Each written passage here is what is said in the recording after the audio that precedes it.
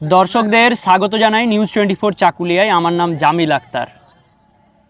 আপনাদেরকে প্রথমে একটা প্রশ্ন করব, কোনটা সব থেকে বেশি ভালো লাগে, স্টুডিওতে বসে কোনো সাক্ষাৎকার নেওয়া, ইন্টারভিউ নেওয়া, নাকি প্রকৃতির মাঝে থেকে একটা ইন্টারভিউ নেওয়া? আমি সব থেকে বেশি যেটা পছন্দ করি সেটা হচ্ছে এই প্রকৃতির মাঝে এসে কারো সাথে সাক্ষাৎ করা এবং একটা ন্যাচারাল ওয়েতে কথাবার্তা বলা। তাই আজকে আমরা এসে উপস্থিত হয়েছি একটা সুন্দর প্রাকৃতিক ব্যাকগ্রাউন্ডের সাথে এবং প্রাকৃতিক মহলে। আমরা একজনের সাথে, বিশেষ ব্যক্তির সাথে কথা বলতে এসেছি। ইতিমধ্যে আমার পাশে বসে আছেন মাস্টার মাহফিজুল স্যার। তো মাহফিজুল স্যারের বিষয়ে অনেকেই হয়তো আপনারা জানেন, চেনেন। হালকা একটুখানি ইন্ট্রোডাকশন আপনাদেরকে দিয়ে দিই। মাহফিজুল স্যার হচ্ছেন চাকুলিয়া এলাকার একজন সমাজসেবী, যিনি বিভিন্ন রকমের সমাজসেবার সাথে যুক্ত রয়েছেন। বিগত কয়েকদিনে তিনি এই চাকুলিয়া এলাকায় একটা সুপরিচিত মুখ হিসেবে বেরিয়ে এসেছেন।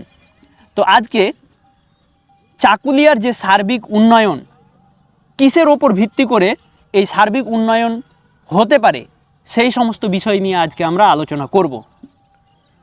মাহফিজুল স্যার, নিউজ 24 চাকুলিয়ায় আপনাকে স্বাগত জানাই।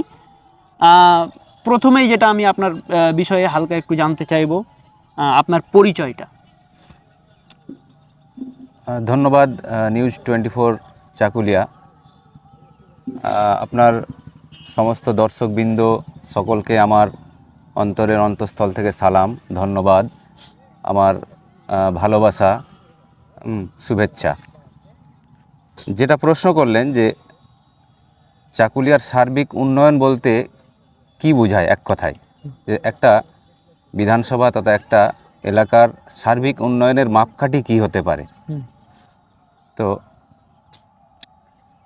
উন্নয়নের অনেক দিক থাকে, তার মধ্যে যেগুলো বুনিয়াদি দিক, মৌলিক দিক, সেগুলো হচ্ছে সেই এলাকার শিক্ষা, স্বাস্থ্য, সেখানকার কর্মসংস্থান, যোগাযোগ ব্যবস্থা, এগুলি মূলত মাপকাঠি হওয়া উচিত।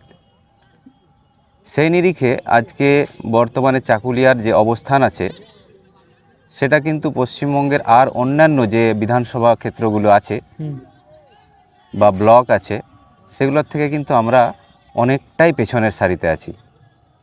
শিক্ষা বলুন, স্বাস্থ্য বলুন, যোগাযোগ ব্যবস্থা বলুন এবং শিল্প বলুন, সমস্ত দিক দিয়েই আমরা পেছনের সারিতে আছি। তবে উন্নতির সম্ভাবনা আছে, শিক্ষাক্ষেত্রে উন্নতির সম্ভাবনা আছে, স্বাস্থ্যক্ষেত্রেও উন্নতির সম্ভাবনা আছে, ইভেন শিল্পক্ষেত্রেও উন্নতির সম্ভাবনা আছে। এবং শিল্পের যদি কোনো এখানে বিকাশ ঘটাতে পারি আমরা, তাহলে কিন্তু কর্মসংস্থানও চলে আসবে। বিগত মোটামুটি কয়েক বছর থেকে আমরা দেখছি যে আপনি হয়তো দেখেছেন চাকুলিয়াতে তো আপনার জন্মস্থল এবং এখানেই আপনারা বড় হয়েছেন, শৈশবকাল এখানেই অতিবাহিত হয়েছে। আপনারা যখন স্কুলে লেখাপড়া করতেন, সেই স্কুল লাইফে যখন ছিলেন, তখনকার সময়টা চাকুলিয়ার আর বর্তমান সময়টা কীরকম হিসাবে দেখছেন? মানে কতটা উন্নতি হয়েছে এবং কতটা উন্নতি হওয়ার দরকার ছিল এবং হওয়া উচিত?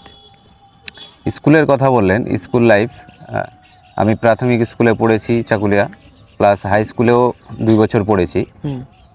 তখনকার দিনের যে স্কুলের পরিবেশ আর এখনকার পরিবেশের মধ্যে আকাশ পাতাল পার্থক্য। তখন একটা স্কুলে যেভাবে ছাত্ররা থাকতো, যে অনুপাতে, সংখ্যানুপাতে, শিক্ষকগণ সে অনুপাতে কিন্তু রেশিওতে থাকতো। মানে ছাত্রানুপাতে যে শিক্ষক প্রয়োজন, সেই অনুপাতে ছাত্র শিক্ষক যে রেশিও সেটা ঠিক থাকতো।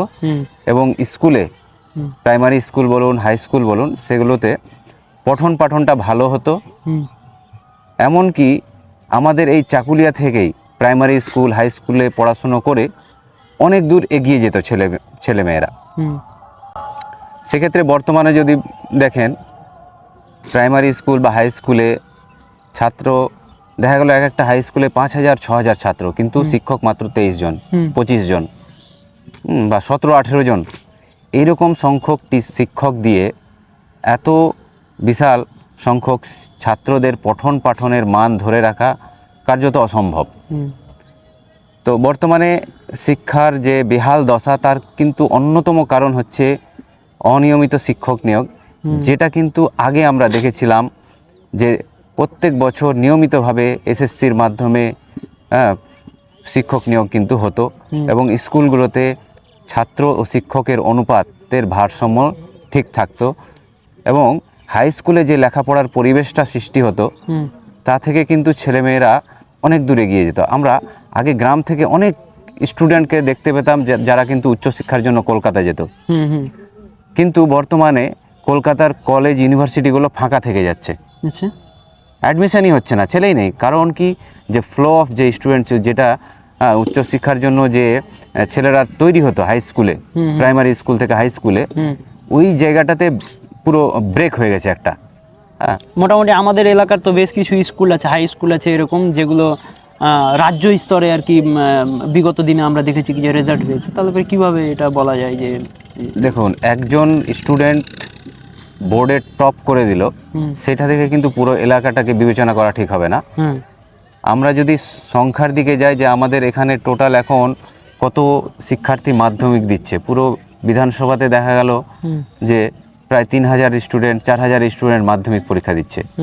সেক্ষেত্রে তাদের পাসের হার কত, তারা উচ্চশিক্ষায় কতটা অংশগ্রহণ করছে, আগ্রহী হচ্ছে, সেই দিকগুলো বিবেচনা করতে হবে। শুধুমাত্র একজন টপার করে দিলে তো পুরো এলাকার উন্নয়ন হলো না। আমাকে দেখতে হবে এখানকার প্রত্যন্ত একটা গ্রামের বাচ্চা পড়াশুনোর সুযোগ পাচ্ছে কিনা। যে বাড়িতে দেখা গেল যে দিনের শেষে একটা লিমিটেড আয় নিয়ে তারা তাদের পরিবার চালাচ্ছেন, তারা কিন্তু তাদের পড়াশুনোর জন্য বিশাল যে খরচ করবে, বোর্ডিং স্কুলে দিবে বাইরে বা আর কোনো জায়গায় উচ্চশিক্ষার জন্য পাঠাবে, সেটা কিন্তু হবে না। আমাদেরকে লোকাল ফেসিলিটিস যদি আমরা না দিতে পারি শিক্ষার, সরকারি বিভিন্ন স্কুলের মাধ্যমে, তাহলে কিন্তু সামগ্রিকভাবে আমরা যেটা এলাকার শিক্ষার প্রসার আমরা ঘটাতে পারবো না। শিক্ষার রাস্তায় সব থেকে বড় বাধা হয়ে কি দাঁড়াচ্ছে, মানে উচ্চশিক্ষার ক্ষেত্রে সব থেকে বড় বাধা হয়ে কি দাঁড়াচ্ছে, কোন জিনিসটা বর্তমানে, কোন জিনিসটা প্রয়োজন রয়েছে উচ্চশিক্ষাকে আরও বেশি প্রোৎসাহিত করার জন্য? আগেই বললাম যে গ্রামের যারা প্রত্যন্ত একটা গ্রামের দরিদ্র একটা পরিবার থেকে উঠে আসা ছেলেমেয়েরা, তারা কিন্তু এডুকেশনের জন্য যে ইনভেস্ট করবে সেটা কিন্তু পারবে না। তাদেরকে আমাদেরকে সরকারি পরিষেবার মাধ্যমেই তাদেরকে উঠিয়ে নিয়ে আসতে হবে। যেমন কি ডিমান্ড অনেক সময় উঠে আসে আমাদের এলাকার যুবকদের মধ্যে যে চাকুলিয়াতে একটা কলেজ হওয়া উচিত, কলেজের একটা অভাব কিন্তু সবাই অনুভব করে। অবশ্যই, যেমন কি এখানে বললাম যে এইচএস দিয়ে দিচ্ছে, একটা হাই স্কুলে হয়তো 2000, 3000, 5000 স্টুডেন্ট থাকছে, তারা এইচএস অবধি পাস করে নিচ্ছে, সে যেমন করেই হোক। হয়তো কোয়ালিটি এডুকেশন যেটা পাওয়া উচিত, যে শিক্ষার পরিবেশ হওয়া উচিত হাই স্কুলে, সেটা হয়তো পাচ্ছে না, কিন্তু তারপরে ওরা পাস করে নিচ্ছে। তারপরে আসল হোঁচটটা খাচ্ছে। এখানে কিন্তু যেহেতু কাছাকাছি কলেজ নেই, এদিকে আপনার ডালখোলা, ওইদিকে আপনার ইসলামপুর, এত বড় একটা এরিয়া চাকুলিয়া আর গোয়ালপুকুর, এখানে কিন্তু কলেজ না থাকার কারণে এখানকার ওই সমস্ত দরিদ্র পরিবারের যারা কৃষক পরিবারের শিক্ষার্থী যারা, ছাত্রছাত্রী যারা, তারা কিন্তু কোনো রকম এইচএসটা করে নিয়ে তাদের হাতে আর কোনো অপশন থাকছে না। তারা তখন কি করছে, ছেলেরা চলে যাচ্ছে বাইরে খাটতে, কর্মের সন্ধানে। তারা ভাবছে আমাদের উচ্চশিক্ষার তো এক সুযোগ পাবো না। দ্বিতীয়ত, উচ্চশিক্ষায় শিক্ষিত হয়েও কোনো তাদের কাছে স্বপ্ন দেখাতে পারছে না। এখন শিক্ষা ব্যবস্থায় যেহেতু কর্মের সংস্থান দিতে পারছে না, নিয়মিত শিক্ষক নিয়োগ নেই, আরও কোনো চাকরি ক্ষেত্রে সেভাবে নিয়োগ হচ্ছে না, সেহেতু মানুষ যে ফ্রাস্ট্রেশনে ভুগছে, তাতে আগামী দিনে যে আমি একদম ভালো শিক্ষিত হয়ে একটা ভালো কর্মসংস্থান খুঁজে পাবো, এই বিশ্বাসটা মানুষের হারিয়ে গেছে। তাই কি করছে, এইচএস পড়লো কোনো রকম, আশেপাশে কলেজ নেই, আমাকে কর্মের খোঁজে বিদেশ যেতে হবে, বাইরে যেতে হবে, ব্যাঙ্গালোর যেতে হবে, চেন্নাই যেতে হবে, কেরালা যেতে হবে, সেখানে আমাকে বিভিন্ন জায়গায় কাজ করে আমাকে আমার পরিবারের জন্য কিছু একটা ইনকাম করতে হবে। এই জিনিসটা এখন একটা ট্রেন্ড হয়ে গেছে যে এইচএস করো কোনো রকম, মাধ্যমিক করো কোনো রকম, তারপর চলে যাও বাইরে ইনকামের উদ্দেশ্যে। আচ্ছা, এডুকেশন নিয়ে তো আমরা অনেক সময় আলোচনা শুধুমাত্র তা করি। না, আমি এটা ছেলেদের কথা বললাম, মেয়েদের অবস্থাটা আরও ভীষণ খারাপ। হ্যাঁ, মেয়েরা যেহেতু বাইরে পড়তে, এখানে গার্জেনরা বাইরে পাঠাতে বেশি আগ্রহী পাঠাতে নয়, পারবে না, হ্যাঁ। কাছাকাছি কলেজ নেই, অতএব মাধ্যমিক এইচএসের পরে কি করো, বিয়ে দিয়ে দাও। বিয়ে দিয়ে দেওয়া হয়। হুম। তো আমরা এডুকেশন নিয়ে তো মাঝে মধ্যে আলোচনা হতেই থাকে, যুবকদের মধ্যে, সমাজসেবীদের মধ্যে, পলিটিশিয়ানদের মধ্যে এডুকেশন নিয়ে আলোচনা হয়। এমনকি স্বাস্থ্য বিভাগটাকে নিয়েও আলোচনা হয় যে স্বাস্থ্য বিভাগের অবস্থা অতটাও ভালো নাই, প্রচুর পরিমাণ ডাক্তারের অভাব রয়েছে, ব্লাড ইউনিটের যেমনটা কি অনেক সময় বলা হয় যে ব্লাড ইউনিটের জন্য ব্যবস্থা অলরেডি করে দেওয়া হয়েছে, কিন্তু ডাক্তার নাই আর ব্লাড ইউনিট স্টোরেজ করার ব্যবস্থাও নাই। ঠিক আছে, বর্তমানে যেটা আমরা অভাব মনে করছি এলাকাতে, সেটা হচ্ছে যে কৃষকদের জন্য চিন্তা ভাবনাটা কিন্তু কেউ করছে না। কৃষিকাজের ক্ষেত্রে প্রচুর পরিমাণ ক্ষয়ক্ষতি হয়ে যায় অনেক সময় এই এলাকার কৃষকের। এই এলাকার যে কৃষক আছে তাদের উন্নয়নের জন্য, তাদের সুবিধার্থে কি কি ব্যবস্থা গ্রহণ করলে আপনার মতে এখানকার কৃষকরা লাভবান হবে? দেখুন, চাকুলিয়া বিধানসভায় বিগত মোটামুটি 10, 12, 15 বছরের একটা যদি দেখুন, কৃষকরা কিন্তু ভুট্টা চাষের দিকে বেশি মনোযোগী হয়েছে এবং এর থেকে কিন্তু ভালো একটা অঙ্ক বা ভালো একটা লাভ চাষিরা ঘরে তুলতে পারছে। হ্যাঁ, সেক্ষেত্রেও কিন্তু ভুট্টা চাষিরা একটা মাঝে মাঝে অনিশ্চয়তায় ভুগে, কি এবার ভুট্টার দামটা কত হবে, হ্যাঁ এবার কত দাম পাবো, এই যে একটা মানসিক মানে টেনশনে ভুগে। প্রচণ্ড পরিশ্রম লাগে কিন্তু ভুট্টা চাষে।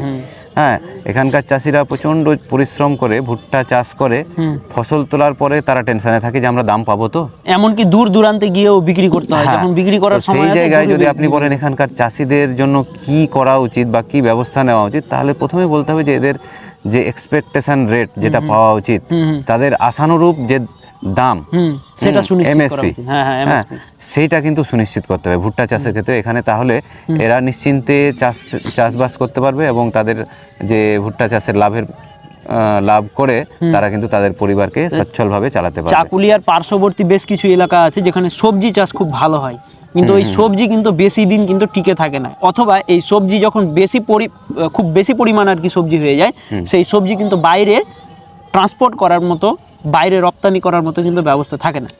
ঠিক ঠিক ঠিক, এটা বলে কৃষকরা প্রচুর পরিমাণ, অনেক সময় দেখি আমরা হাটে ঘাটে দেখি যে যখন মানে সিজনাল বিভিন্ন সবজির ক্ষেত্রে দাম পায় না তখন ফেলে দেয়, বস্তা বস্তা সবজি ফেলে দেয়, সেটাকে স্টোরেজের কোনো ব্যবস্থা নেই চাকুলিয়াতে। আর বাইরে যেটাই এক্সপোর্টের ব্যাপারটা বললেন, বা হয়তো ইন্ডিয়ান অন্যান্য মার্কেটে এটাকে নিয়ে যাওয়ার ব্যবস্থা, হ্যাঁ সে ব্যাপারেও সরকারকে মনোযোগী হতে হবে যে এখানে যে সমস্ত কি বলে সবজির চাষ হচ্ছে, বাঁধাকপি, ফুলকপি, বেগুন, টমেটো সবকিছু কিন্তু এখানে চাষ হয়। কারণ আমরা দেখেছি চাকুলিয়ার যে উত্তর সাইডে যে লাধি, সেই সমস্ত জায়গায় কিন্তু ওই জায়গাগুলোতে কিন্তু উঁচু জমি, হ্যাঁ উঁচু জমির কারণে ওখানে সবজি চাষটা ভালো হয়, 3 ফসলি জমি ওইগুলো।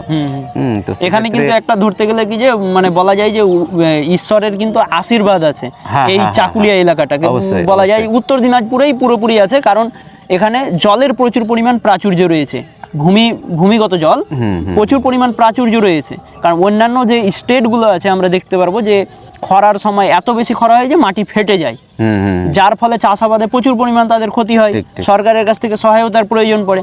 কিন্তু চাকুলিয়ার মধ্যে এই পটেনশিয়াল আছে যে চাকুলিয়ার যে ভূমিগত যে জল, মাটির নিচের যে জল, সেটার একটা আলাদা প্রাচুর্য রয়েছে। তো এই যে একটা সম্পদ, এই সম্পদটাকে কাজে লাগিয়েও তো সরকার কিছু করতে পারে।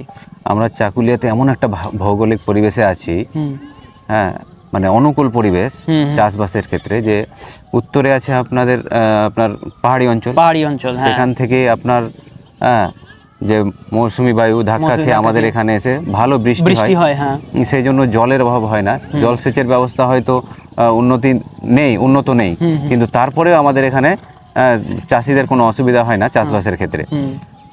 কিন্তু এই যে ফসল বললেন যে চাষিদের যে অতিরিক্ত যে অতিরিক্ত ফসলটা যখন হয়ে যায়, আমাদের লোকাল মার্কেটে বিক্রি করার পরেও যে অতিরিক্ত ফসলটা থেকে যায় সেটাকে ঠিকভাবে হয়তো ট্রান্সপোর্টেশনের মাধ্যমে বাইরে আমরা পাঠাতে পারি না, ফলে চাষিরা কোনো অনেক ব্যবস্থা সময় নাই, সুনির্দিষ্ট ব্যবস্থা নাই। ওই জন্য কি হয়, লোকাল মার্কেটে রেটটাও কমে যায়। হ্যাঁ, অনেক সময় দেখা যায় যে চাষিকে কপি 1 টাকা 2 টাকা কেজি দরে অনেক বিক্রি করে সময় ওরা দিতে হয়। রাস্তাতে ফেলে দেয়, ফেলে রাস্তাতে দেয়, ফেলে ট্রাক্টর কারণ চালিয়ে আপনি দেয়। বুঝুন যে 1 টাকা 2 টাকা কেজি দরে কপি একটা চাষি যে হাটে নিয়ে আসবে বিক্রি করবে, তো ওতেই ওর ট্রান্সপোর্টেশনের খরচাটা ট্রান্সপোর্টেশনে উঠবে না। আর একটা স্টাফ দিয়ে যদি কাজ করে ওর খরচাটা আসবে না, হ্যাঁ, সেক্ষেত্রে ওদের ফেলে দিতে হয়। হ্যাঁ, এখন যদি বাইরের মার্কেটে আমরা এখান থেকে বাইরের যে মার্কেটের চাহিদা, হ্যাঁ, আমরা যদি আমাদের এই ফসলকে বাইরের পাঠাতে পারি, তাহলে কিন্তু চাষিরা ঠিকভাবে রেটটা পাবে। তো এইসব বিষয়ে সরকারকে পরিকল্পনা করা দরকার। আরও একটা বিষয় যেটা মানে খুব উদ্বিগ্ন করে নিচ্ছে, যেটা হচ্ছে কি যে আশেপাশের মানে চাকুলিয়া এলাকা তো ঠিক আছে, কিন্তু চাকুলিয়া থেকে একটু দূরবর্তী এলাকা, যেহেতু চাকুলিয়ার আন্ডারে পড়ে কিন্তু চাকুলিয়া থেকে দূরবর্তী গ্রামগঞ্জ, সেই সমস্ত জায়গার সাথে কানেক্টিভিটিটা কিন্তু খুব মানে দুর্বল, যার কারণে ওই দূর দূরান্ত থেকে মানুষজন আর কি আসতে পারে না এই বাজারে, এই মার্কেটে আসতে পারে না, অথবা কোনো অফিসে কোনো কাজ আছে সেখানেও আসতে পারে না, খুব অসুবিধা হয়, তারাই বলে এরকম। ঠিক ঠিক ঠিক একদম। চাকুলিয়া এই যে বাজার আছে, হাট আছে, চাকুলিয়ায় বিভিন্ন অফিস, হ্যাঁ, ব্লক থেকে নিয়ে প্রশাসনিক দপ্তর, থানা, সব কিছুই আছে। কিন্তু এই চাকুলিয়াকে যেগুলো মেন কানেক্টিভিটি আছে চাকুলিয়ার, ধরুন যে গান্ডার লাইন হলো, এদিকে আপনার আমলিয়া হলো, আমলিয়া, বা এদিকে আপনার হরিপুর, হ্যাঁ, হরিপুরের রাস্তাটা বর্তমানে খুব খারাপ হয়ে আছে, কালকেই আসলাম ওই রাস্তা দিয়ে। তারপরে আপনার এদিক দিয়ে যদি আপনি লোধন হয়ে আপনি গোয়ালপুকুর যান অথবা পাঞ্জিপাড়া যান, বালাঞ্চা হয়ে যে রাস্তাটা যাচ্ছে ওটাও ইয়ে হয়ে আছে, মানে গোয়ালপুকুরের সাথে যেটা কানেক্ট মেন যেগুলো কানেক্টিভিটি, আপনার দমোহনার রাস্তা হলো, হ্যাঁ, মেন যেগুলো কানেক্টিভিটি সেইগুলোর কিন্তু বেহাল অবস্থা আছে। আমি বিভিন্ন জায়গায় বলেওছি, এই সমস্ত রাস্তা যদি চওড়া হয় বা রাস্তাগুলো ঠিকভাবে মেরামত হয়, হ্যাঁ, মেনটেন হয়, তাহলে কিন্তু মানুষের ব্যবসা বাণিজ্য থেকে শুরু করে চাষবাসের থেকে শুরু করে সমস্ত ক্ষেত্রেই মানুষ কিন্তু সুবিধা পাবে। আমরা দেখছি কি যে মানে বিগত কয়েক বছর থেকে চাকুলিয়ার যে মার্কেট, এই মার্কেটটার কিন্তু ভালো প্রসার ঘটেছে। চাকুলিয়া মার্কেট হোক অথবা আশেপাশের যে বিভিন্ন জায়গা আছে, যেমন কি বিজলিয়া মোড় হয়ে গেল, ওইদিকে আপনার যে বালিগুড়া আছে, এই ধরনের যে মার্কেটগুলো আছে এগুলোর কিন্তু ভালো প্রসার ঘটছে। কিন্তু এখানে একটা জিনিস দেখা যাচ্ছে যে মানে কোনো প্ল্যান মাফিক হচ্ছে না। গভর্নমেন্টের একটা প্ল্যান থাকা উচিত, কোনো একটা এলাকার যখন ডেভেলপমেন্ট হচ্ছে সেখানে তো এটা ভালো আর খারাপ দুটো দিকই আছে। দেখুন, মার্কেট বড় হচ্ছে, মানুষ ওখান থেকে কর্মসংস্থান পাচ্ছে, এটা যেমন একটা ভালো দিক, ঠিক তেমনি এই যে রিটেল মার্কেট এত বেড়ে যাচ্ছে, এটা কিন্তু আগামী দিনে কিন্তু এর ভবিষ্যৎ খুব একটা না, সুদূর প্রসারী না। কারণ কি, রিটেল মার্কেট বাড়ার থেকে এখানে যদি হোলসেল মার্কেট বাড়তো বা কোনো ম্যানুফ্যাকচারিং ইউনিট বাড়তো, হ্যাঁ, উৎপাদনমূলক কাজের সাথে যদি মানুষের আগ্রহ বাড়তো, সে চাষবাসের যেগুলো কাঁচামাল আছে সেগুলোকে আমরা প্রসেস করব, বড় ধরনের না হলেও যেগুলো ছোট ছোট ফ্যাক্টরিগুলো আছে, কৃষিজাত হলো বা হাতের কাজের হলো, ছোট ছোট কুটির শিল্প হলো, মানুষ যখন বেশ কিছু হয়েছে, যেমন কি ওই ব্রেড ফ্যাক্টরি হয়েছে, ব্রেড ফ্যাক্টরিগুলো, ওগুলো তো 20-25 জন করে লোক লাগে। তো ওই ধরনের যে ছোট যেগুলো ম্যানুফ্যাকচারিং হাব আছে, উৎপাদনমূলক যে উদ্যোগ, সেই উদ্যোগগুলোকে মানুষের কাছে আগ্রহী করে তুলতে হবে মানুষকে, যে প্রত্যেকে যেন ছোট ছোট একটা উদ্যোগ নিতে পারে। সে চাষে যে কৃষিজ কাঁচামাল দিয়ে হোক অথবা আর অন্য কিছু হোক, হ্যাঁ, হাতের কাজের মাধ্যমে কুটির শিল্প অনেক রকমের হয়। তো আমরা যদি উদ্যোগ নিতে পারি, আমাদের এখান থেকে কোনো কিছু একটা প্রোডাকশান তৈরি হবে, হ্যাঁ, সেটা আমরা বাইরের বাজারে বিক্রি করব, বাইরের বাজার থেকে আমাদের চাকুলিয়া মার্কেটে, হ্যাঁ, পয়সা আসবে। তো এইটা বেশি ভালো হয়। দেখুন, আমরা কিন্তু হ্যাঁ, এখানে যে মিষ্টির দোকানে দুধ দই আসে, সব কিন্তু বাইরে থেকে আসে, গঙ্গারামপুর থেকে আসে, আসে না? এটা আমার জানা ছিল না, এটা আমার জানা ছিল। হ্যাঁ, দুধ দই পনির বলুন সব আসে গঙ্গারামপুর থেকে, আসছে। তো ওরা ওখানে উৎপাদন করছে, আমাদের এই মার্কেটে বিক্রি করছে, এখান থেকে পয়সা নিয়ে যাচ্ছে ওরা, এখান থেকে পয়সা বাইরে যাচ্ছে, অপচয় হচ্ছে। হ্যাঁ, আমরা কিন্তু এখানে ওই জিনিসটা উৎপাদন করতে পারছি না। তা আমাদেরকে উৎপাদনশীলতার সাথে যতক্ষণ না আমরা জড়িত হতে পারবো, আমরা এখানে মাছ চাষ করব, বড় বড় মাছের এখানে ইয়ে থাকবে, বিল থাকবে। আমাদের মাছও আসছে কিন্তু দক্ষিণ দিনাজপুর থেকে, দক্ষিণ দিনাজপুর থেকে মাছও আসছে, দুগ্ধজাতীয় দ্রব্য দক্ষিণ দিনাজপুর থেকে আসছে। আমরা এখানে যেগুলো উৎপাদন করছি ভুট্টা বা কাঁচামালটাকে ডাইরেক্ট বিক্রি করে দিচ্ছি।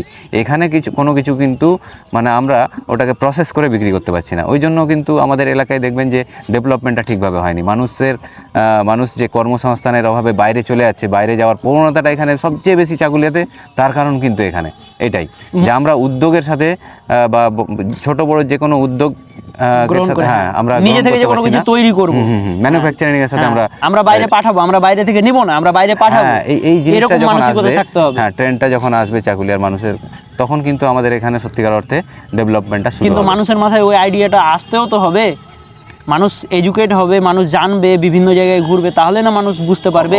অথবা গভর্নমেন্ট কোনো সহায়তা করবে যে হ্যাঁ স্কিল ডেভেলপমেন্ট যে প্রোগ্রামগুলো আছে। আমাদের এখানে যে ডিম আসছে, ডিমটা আসছে বেশিরভাগ কোথা থেকে, হয় গাজল থেকে আসছে বা আসছে আপনার এই বর্ধমান সাইড থেকে।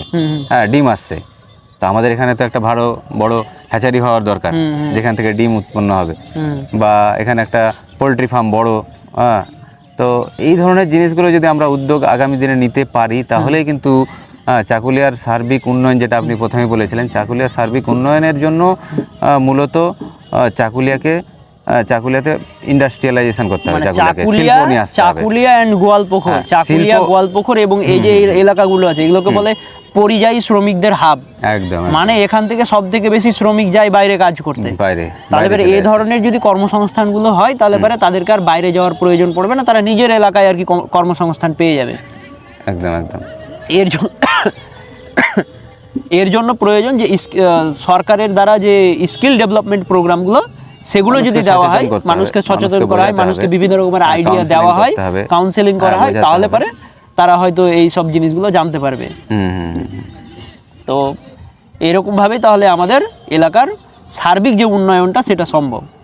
প্রথমত হচ্ছে কি, যে আমরা আলোচনা করলাম উচ্চশিক্ষা নিয়ে, যে শিক্ষাগত দিকে আমাদেরকে এগিয়ে যেতে হবে, তারপরে আমাদেরকে স্বাস্থ্যের দিকটাও ধ্যানে রাখতে হবে, এবং যে কৃষিকাজ সম্পর্কিত যে বিষয়গুলো আছে সেগুলোতেও গভর্নমেন্টের সহায়তা প্রয়োজন।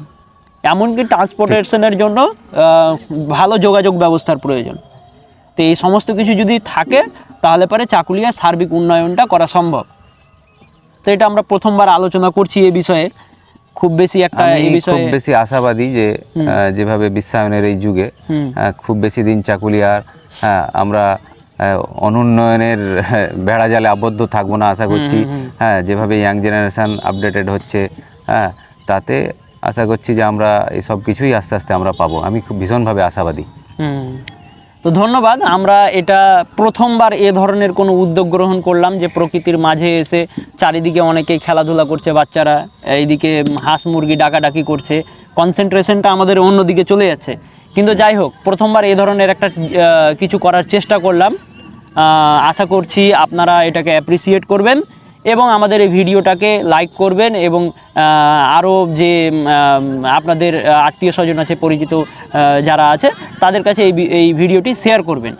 তো মাহফিজুল স্যারের কাছে আমারও একটুখানি রিকোয়েস্ট থাকবে, যে আপনি একটুখানি দর্শকদের বলে দেন যে আমার চ্যানেলটা যাতে একটু বেশি করে ফলো করে। এই যে জামিল ভাই আছে, চাকুলিয়ার বিভিন্ন ইস্যু নিয়ে সব সময় আপনাদেরকে আপডেট দিতে থাকে। তো আপনারা এই চ্যানেলটাকে অবশ্যই সবসময় ফলো করবেন, এবং যারা সাবস্ক্রাইব করেনি তারা সাবস্ক্রাইবও করে দেবেন। সকলকে আমার পক্ষ থেকে ধন্যবাদ। ঠিক আছে, ধন্যবাদ।